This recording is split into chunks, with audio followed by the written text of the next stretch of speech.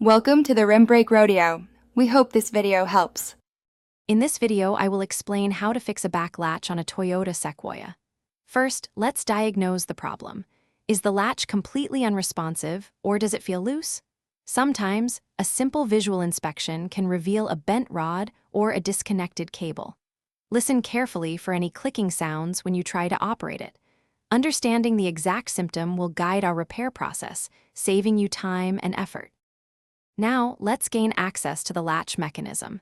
You'll need to carefully remove the interior trim panel on the tailgate. Start by locating any visible screws, usually around the grab handles or near the bottom edge. Then, gently pry off the panel using a plastic trim removal tool to avoid scratching the paint or breaking the clips. Take your time, as these clips can be delicate.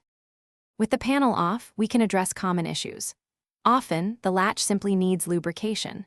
Apply a silicone-based lubricant to all moving parts.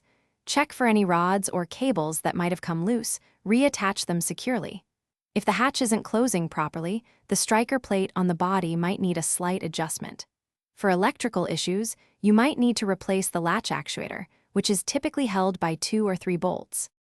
Before putting everything back together, thoroughly test the latch.